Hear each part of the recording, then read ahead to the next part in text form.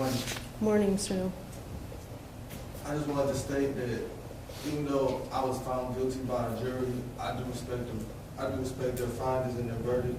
But at the same time, I do want the family to know I send them my deep apologies for what happened to their loved one. And I want to send them my condolences and let them know that I really didn't do this, and one day I hope to be able to prove that.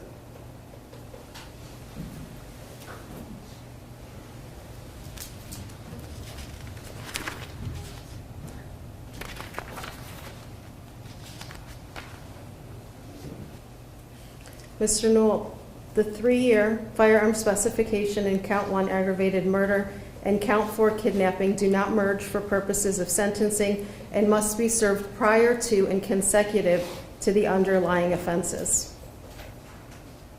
You are convicted of Count 1, the aggravated murder of Breanna Fluitt. You are hereby sentenced to serve 3 years on the firearm specification to be served prior to and consecutive to the 3-year firearm specification and the kidnapping. The total of 6 years on the firearm specifications will be served prior to and consecutive to a sentence of life with the possibility of parole after 30 years. With regard to the criminal gang specification in Count 1, you are sentenced to an additional 3 years to be served consecutive to the underlying count. As to Count 4 kidnapping, you are hereby sentenced to 10 years in prison to run consecutive to the sentence in Count 1. Count 8, tampering with evidence with the 1-year firearm specification, you are sentenced to 1 year on the firearm specification and 12 months on the tampering to be served concurrent to the sentence already imposed. Count 9, theft with the 1-year firearm specification. You are sentenced to 12 months to be served concurrent to the 1-year firearm specification and concurrent to the sentence already imposed. Finally, as to Count 10, having weapons while under disability, you are sentenced to 12 months to be served concurrent to the sentence imposed for an aggregate sentence of life with the possibility of parole after 49 years.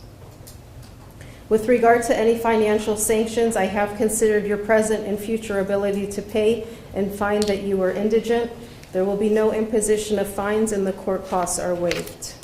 Mr. Newell, you have the right to appeal this matter within 30 days after the filing of the court's sentencing entry.